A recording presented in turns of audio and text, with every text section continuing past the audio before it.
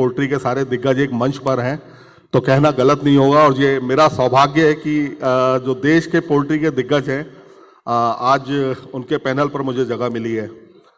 बहुत बहुत शुक्रिया आप लोगों का। सबसे पहले मैं पीएफआई के प्रेसिडेंट डॉक्टर रणपाल ढांडा जी से ही मेरा एक पहला सवाल है, क्योंकि सबसे बड़ा आज की डेट में जो इशू है देश के अंदर वो यही है पोल्ट्री में। हालांकि बहुत सारी चीज़ें हैं, अगर उस पर हम काम करते हैं तो कहीं क्वालिटी की बात हो रही है, कहीं डिजीज की बात हो रही है, लेकिन सबसे ज़्यादा मैच को लेकर बात है। माइक चालू है? ढांडा जी, मैच को लेकर बहुत बात हो रही है। अभी कुछ दिन पहले आपने जो कृषि मंत्री हैं डॉक्टर शिवराज सिंह जी, थोड़ा आवाज है ना, थोड़ा सही नहीं सुन रही, आवाज थोड़ी ठीक से नहीं सुनाई दे रही यहाँ पे मंच पे। अब आ रही है आवाज आपको सही? शिवराज सिंह जी के सामने आपने एक सवाल उठाया था मैच को लेकर, जो भी उन्होंने जवाब दिया। लगातार आपकी एसोसिएशन, जो दूसरी एसोसिएशन है, वो आवाज उठा रही है मैच को लेकर। आप लोग सरकार के जो नुमाइंदे उनसे भी मिलते हैं, अधिकारियों से भी मिलते हैं, लेकिन उसका रिजल्ट कहीं नजर नहीं आ रहा। तो उसको देखते हुए आगे का पीएफआई का फ्यूचर प्लान क्या है जिससे एक फार्मर को राहत मिले? देखिए, आज मंत्री जी हमारे सामने आने वाले हैं, तो आज हमारा मेन मुद्दा जो उनके सामने रखने का है, मक्का के ऊपर ही हम उनसे बात करने वाले हैं। तो जैसा भी आज हम उनके सामने जो बातें रखेंगे, उनकी तरफ से क्या जवाब आता है, सरकार की तरफ से क्या वो आता है, तो उसके ऊपर ही हमारी आगे की जो रणनीति वो फ्यूचर में क्या करने वाला है तो उसके हिसाब से हम तय करेंगे। बाकी तो मेन मामला तो यही है कि भाई यहाँ पे पर एकड़ जो यील्ड है उसको बढ़ाने की जरूरत है, या फिर हमारे को इंपोर्ट के लिए परमिशन मिले भाई बगैर ड्यूटी के। तो वही हमारे लिए सबसे ज़्यादा, मतलब आज के टाइम में तो मैं कहूँगा कि जब फार्मर को बहुत ज़्यादा ऑक्सीजन की जरूरत है, तो हम पहला काम हमारे को होना चाहिए कि हमारे को ड्यूटी फ्री इंपोर्ट की परमिशन मिलनी चाहिए, तभी हम आज सर्वाइव करने की पोजीशन में रहेंगे।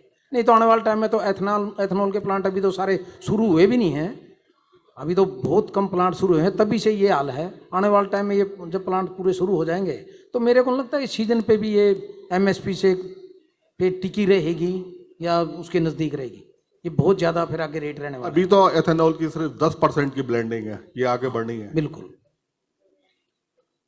तो मंत्री जी आने वाले हैं, तो अगला जो प्लान है उसके बाद ही क्या होगा? उसके सामने काफ़ी बातें इस पर रखनी, तो मैं इस पर ज़्यादा अभी नहीं बोलूँगा कुछ, तो उनके बाद ही जो कुछ होगा तो फिर देखते मतलब मंत्री जी के लिए बचा के रखा है। बिल्कुल बिल्कुल, बहुत सही। कम से कम चाहे मंत्री जी के लिए बचा के रखे, किसी के लिए भी, लेकिन हमारे फार्मर को उसमें राहत मिलनी चाहिए, ये अच्छी बात है। मेरा अगला सवाल डॉक्टर जितेंद्र वर्मा जी से है। डॉक्टर साहब, कल से एजीएम में जब मैं सुबह आया हूँ उसके बाद से कभी क्वालिटी की बात हो रही है, कभी डिजीज की बात हो रही है, और भी बहुत सारी इसी तरह की चीज़ें हैं, लेकिन जो चर्चा है देश में सबसे ज़्यादा वो है एएमआर। ना सिर्फ अपने देश में बल्कि विदेशों में भी बहुत चर्चा हो रही है। तो एएमआर के बारे में अगर हम बात करें तो ये सिर्फ चर्चाओं में ही है या फार्मर तक इसका कुछ मैसेज पहुंचा है? आपको लगता है कुछ सुधार आ रहा है?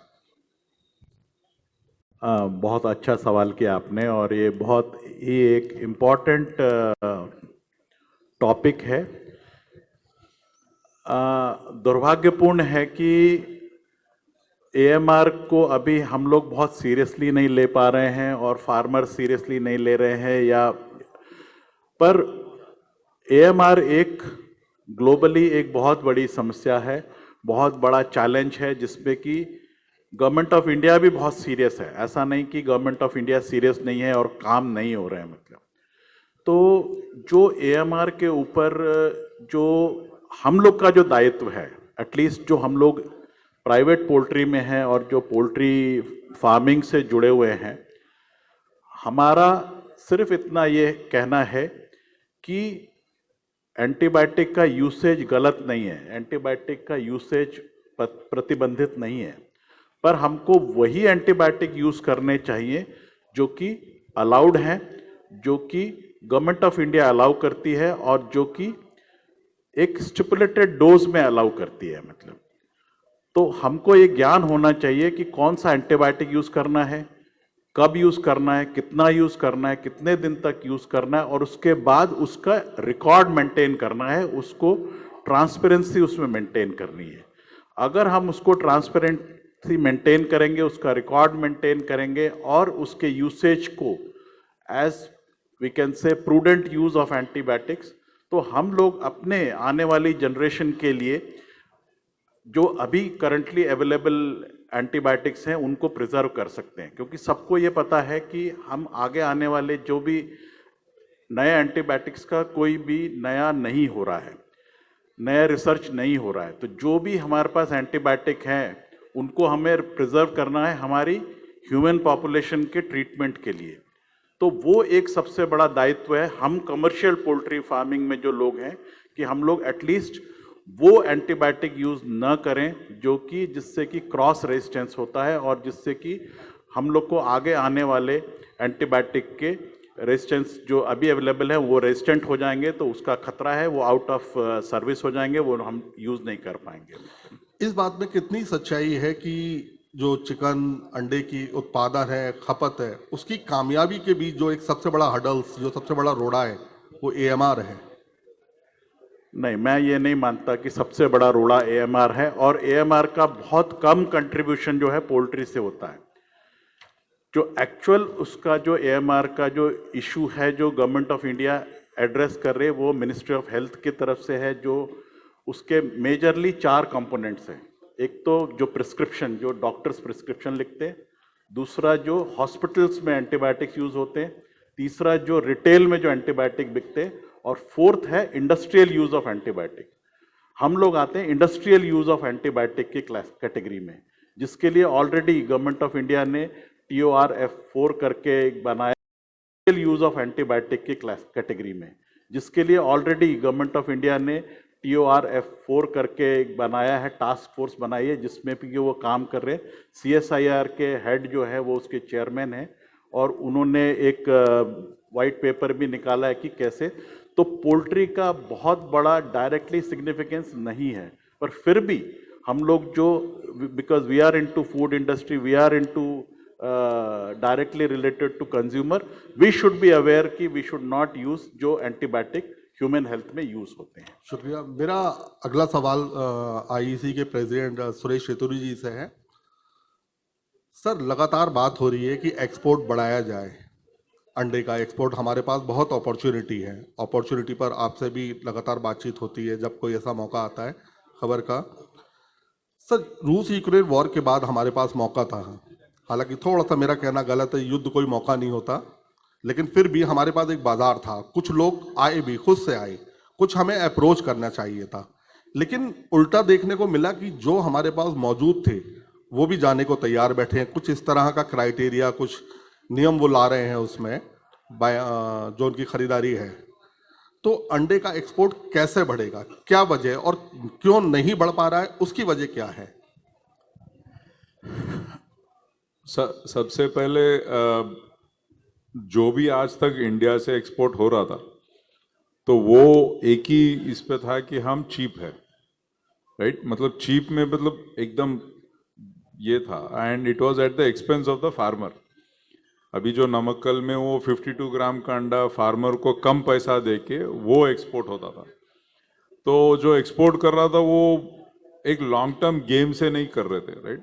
दूसरा है, हर कंट्री अपने आप को प्रोटेक्ट करने को ट्राई करेगा। अच्छा, इसमें तो अभी अब मिडल ईस्ट में मोस्टली थोड़ा हमसे तो थोड़ा मतलब रिटेल में वो सब थोड़ा एडवांस्ड ही है, मतलब हमारे जैसा तो नहीं है मार्केट वहाँ पे, तो वो अपने आप को प्रोटेक्ट करने को तो कोशिश करेंगे ही। तो अभी क्या है, आई थिंक इंडिया जैसे अब फार्मा लीजिए या आप प्रॉन्स, श्रिम्प, कुछ कहीं भी देखिए, हम the best in the world के साथ compete करते हैं। अंडे में there is no reason why we can't compete against them. बिल्कुल, इसमें कोई दो राय नहीं। हाँ, तो अब आई थिंक उसका उस तरफ जाने की जरूरत है, तो अपॉर्चुनिटीज तो बहुत हैं। अच्छा, इधर थोड़ा स्मार्ट प्लानिंग भी जरूरत है, उसके लिए गवर्नमेंट स्पेशली, जैसा अभी फार्मा में चाइना से भी इंपोर्ट अलाउ करता है ना, तो इसी तरह अगर एक्सपोर्ट के लिए मक्का वो सब इंपोर्ट करने की परमिशन दे दे, वो देना पड़ेगा, तो हम इतना कॉम्पिटिटिव होते हैं कि किसी और को मौका ही नहीं रहेगा कि they have to buy from us. Right? Because अगर अगर हम देखो, हमारा raw material prices are way higher than countries we are competing against. पर वो अब कल ही मेरे को एक दोस्त ने फोन किया यूएस से, बोल रहा है ब्रेकिंग के लिए अंडा जो मिल रहा है यूएस में 18 रुपए का अंडा है, कंज्यूमर को 25 रुपीज का अंडा मिल रहा है आज. तो मतलब you can imagine what is the opportunity for us. But उसके लिए थोड़ा हमको गेम बदलना पड़ेगा, बिकॉज पोल्ट्री में क्या हो रहा है कि it is not been through the industry, और तो कोई मौका लेके कर रहा है तो वो तो देख रहा है कि मैं चीप हूँ. अच्छा, वो मेरे को एक एक्सपोर्टर बता रहा था कि जो अंडा जा रहा है उसको करीब करीब 20% का ब्रेकेज आ रहा है. कोई है ही नहीं रीजन इतना करने. तो लेने वाले को भी आप सोचो ना, अगर 20% का अगर उसको ब्रेकेज से डील करना पड़ेगा तो उसको वो भी क्या करेगा, right? So these are things that we have to get better at. थोड़ा कोऑर्डिनेटेड गेम करना चाहिए. We also have to take pride कि हम क्या बेच रहे हैं. अब इंडिया में तो कुछ भी बिक जाता है, बट वो बाहर ऐसा नहीं चलेगा ना. तो आई थिंक बट मौका तो है, क्योंकि जैसा मैं आपको बता रहा अर्लियर आई वाज सेइंग कि जब 9.5-10 रुपए का प्रोडक्शन कॉस्ट है उधर, और मलेशियन गवर्नमेंट को 2 रुपए का सब्सिडी देना पड़ रहा है उसको बेचने के लिए. अब यहाँ से हम तो वाइजैक से उनको 6.5 में पहुंचा दे सकते हैं अंडा. ठीक है, अब सीजन में थोड़ा ज़्यादा है, पर ईयर एवरेज में 650 में तो हम आराम से अंडा पहुंचा सकते हैं. तो उनको भी एडवांटेज है.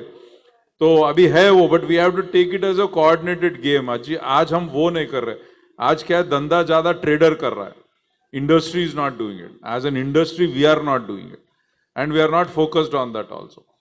तो I think that is where it is, but it will take a certain game. तो ऑटोमेटिक तो नहीं होगा ना, इजी तो. मैं सब वही मैं जानना चाह रहा हूँ कि अगर क्वालिटी की लेवल की जो बात हो रही है, 2 दिन से इस मंच पर भी क्वालिटी की बात हो रही है, उसके लिए क्या करना होगा? नहीं, अभी आ रहा है वो. अभी क्या है, आई थिंक अब तक धीरे धीरे वो लोकल में भी आएगा. अभी आपको ये भी ये करना पड़ेगा कि लोकल मार्केट में itself they will be demand for that quality. हो रहा है ऑलरेडी. अब तक क्या लोगों को मालूम नहीं था कि क्वालिटी क्या चीज है. अभी जब मालूम पड़ रहा है तो डिमांड भी आ रहा है, right? So that those conversations are happening. And हमको भी we have to be careful कि ना एकदम इतना ज्यादा भी, बिकॉज सप्लाई भी ओवरनाइट नहीं बदल सकता है ना. तो हम लोग इसके बारे में ज्यादा करेंगे, ये वो करेंगे, फिर इंडस्ट्री को ज्यादा डेंजर होगा. वो ट्रांजिशन पीरियड है, तो अभी शुरू हो गया वो. Now people are asking, people are getting that, and slowly retailers are demanding that. अब पहले अंडे नहीं छीते थे. मैं एग्जांपल दे रहा था कि एक रिटेलर है, वो हफ्ते में वो 20,000 अंडे बेच रहा था, आज दिन में 30,000 बेच रहा है, क्योंकि उसको क्वालिटी को उसको भी मालूम पड़ रहा है. तो वो भी डिमांड कर रहा है सबसे, मेरे को ये क्वालिटी चाहिए. And that quality is actually not costly. That is what is this misnomer, कि वो ठीक से चलाओगे तो एक्चुअली आपका you get a cheaper price. But वो आदतें ऐसे पड़ गए ना कि पिछले 30-40 साल से कि वो फोकस नहीं रहा फार्मर्स का. बट अब सीख रहे हो वो भी. और जैसा आप एएमआर के भी बारे में बात कर रहे हैं, तो जो फार्मर ठीक से चलाता है, मतलब वो एंटीबायोटिक्स यूज नहीं करता, उसका कॉस्ट ऑफ प्रोडक्शन कम होता है. एंटीबायोटिक्स यूज करने से कॉस्ट ऑफ प्रोडक्शन कम नहीं होता है, मतलब वो लेजी मैनेजमेंट से उसका प्रोडक्शन ज्यादा हो रहा है, कॉस्ट ज्यादा हो रहा है. Now farmers are recognising that. Now slowly they are learning, but time लगेगा वो पास ऑन होने के लिए. ऑल इंडिया पास ऑन होने के लिए भी टाइम लगेगा. So I think exports is an opportunity, but we have to work together. Government को भी एजुकेट करना पड़ेगा उसके बारे में. ऐसा गवर्नमेंट कौन है, हमारे लोग हैं. And point is there IAS officers specially, वो एक finance department suddenly animal husbandry में आ जाते हैं, उनको कुछ मालूम भी नहीं रहता है. तो हमको भी जाके समझाना पड़ता है उनको कि क्या इशू है. फिर कॉमर्स मिनिस्ट्री को समझाना पड़ता है. एक थोड़ी मिनिस्ट्री है कि इतने departments. So that is a coordinated game that we need to play. अच्छी बात है. उम्मीद करते हैं कि जैसा डॉक्टर सुरेश चौधरी जी ने बताया, अगर उस लेवल पर काम होता है तो ये हमारे फार्मर के लिए एक बहुत अच्छी खबर होगी. डॉक्टर अजीत रानाडे जी, अगला सवाल मेरा आप ही से है, इसी से जुड़ा हुआ. Government disease free containment zone पर काम कर रही है. सबसे पहले उसने एग को फोकस करते हुए, अंडे को फोकस करते हुए 31 जोन बनाए हैं देश में. सेक्रेटरी मैडम से जैसे एक बार बात हो रही थी, अब उनका फोकस है चिकन को लेकर कि चिकन पर काम करेंगे, चिकन में जो शिकायत आ रही है, चाहे वो डिजीज को लेकर है, जो क्वालिटी जो भी है, क्या आपको लगता है ये इतना आसान है फार्मर को तैयार करना? फार्मर उसके जो भी पैरामीटर्स हैं उनको फॉलो कर लेगा? करना ही पड़ेगा। बेसिकली जोनिंग का कंसेप्ट कब आया? When the problem of bird flu was there and there was a general blanket kind of a refusal of products from the people, let it be eggs, let it be chicken. So at that time this concept of zoning came into mind, and then gradually it was started, and it turned out to be a very successful proposition.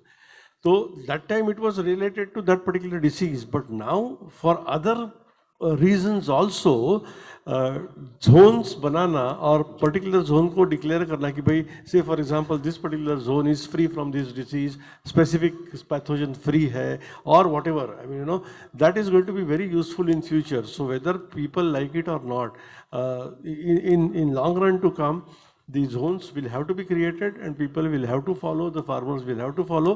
That is in their interest. अभी अगर फिर भी उनको अगर थोड़ा cumbersome लग रहा भी होगा तो आगे चल के उनके लिए वो ज़्यादा फायदे का है, सो वो रहेगा। That should लेकिन इस बारे में जब फार्मर से बात करते हैं, चाहे वो लेयर का हो या ब्रॉयलर का हो, तो उसकी दो बातें होती है, दो शिकायत हैं एक तरीके से। एक उसका कहना है कि इससे उसकी कॉस्टिंग बढ़ जाएगी, दूसरा ये प्रोसेस बहुत लेंदी है, अगर वो इसको फॉलो करता है तो बड़ा मुश्किल है उसके लिए फार्मिंग करना। No, it need not be. It's not. Why should it be costly? अभी आपको एक पोल्ट्री इंडिया में एक नमक्कल से एक फार्मर आए थे, तो वो पहले हर 3 हफ्ता एंटीबायोटिक देते थे। तो हमारा टीम ने अभी हेल्प किया उनको कि नेक्स्ट बैच में पूरे 80 हफ्ते में 3 ही बार एंटीबायोटिक दिए, उसके बाद वाले बैच में एंटीबायोटिक नहीं दिए। वो इतना प्राउड था अपने बारे में कि मैं एंटीबायोटिक पे बिगाड़ दे रहा हूँ, उसका प्रोडक्शन कॉस्ट कम हो गया उसको। तो अभी क्या है, जैसा डॉक्टर साहब महाजन साहब बता रहे थे कि बायोसिक्योरिटी वो थोड़ा समझाना पड़ता है, राइट? आई मीन वो सीख जाएंगे लोग, I am not worried about that. अब यहाँ पे भी आए तो ये सीखे बिगड़ तो नहीं आए ना, पिछले 50-60 साल से तो हम सिखाते आ रहे हैं, अभी ये भी सीख जाएंगे। बट डेंजर क्या है, स्पेशली सॉरी मीडिया का, है कि ओवरनाइट होना चाहिए, ऐसा नहीं हो सकता। हम लोग छोटा इंडस्ट्री नहीं है, राइट? आई मीन और हम लोग अब अगर अमेरिका में देखो इक्विवेलेंट इंडस्ट्री है, 100 फार्मर है, हमारे पास 25,000 फार्मर है ना? तो हमको भी that is dangerous to say that only 100-200 farmers ना, नहीं चलेगा ना इंडिया। अब आगे जाके हमारे पास शायद और 1 लाख फार्मर आएंगे, तो वो होगा, वो सिस्टम सीखेंगे। आई थिंक इतना डेंजर सिचुएशन नहीं है। अभी आप पूछ रहे थे AMR, अमेरिका कितना देश है, 4 गुना ज्यादा एंटीबायोटिक्स यूज करता है इंडस्ट्री में अपने से, 4 गुना ज्यादा। तो इतना भी बुरा हाल नहीं है हमारा, but it is not something we should take casually इधर। बट आई थिंक जैसा साहब बोल रहे हैं कि मतलब कुल मिला के सवाल ये है कि वो इतनी जल्दी अभी इधर डाइवर्ट नहीं होंगे जैसा आपने पहले का। होगा ना, टाइम लगेगा। नहीं, सिस्टम तो लगाए पहले, आप सिस्टम जोनिंग लगाओ, फिर देखो आप, हम प्रॉमिस करते 5 साल में you will see the result of that. Doctor PK Shukla ji, Just a moment, I'll अभी just तक add. 4 सवाल मेरे जी जी I'll just add, see, all these changes will have to be undertaken gradually. Change is not accepted by a common man to begin with. Gradually, once you understand the importance of it, people will start realizing it. And change is something which is constant, which we have to take. AMR का issue होने दो, antibiotics का होने दो, whatever it may be, finally you have to understand one thing, that you have to come to the basic. You have to follow the basic things, जैसे biosecurity with respect to disease prevention, use of our own products rather than antibiotics. The chemical molecules today or tomorrow are going to create problems. Finally, you have to come back, maybe on herbs, maybe on our Ayurvedic preparations, which we are known to produce for ages together. Gradually, we have to come back to that, and we are in the process of doing that. Gradually, we will do that. We'll come there. Doctor PK Shukla ji, 4 सवाल का जवाब आपसे लेना है।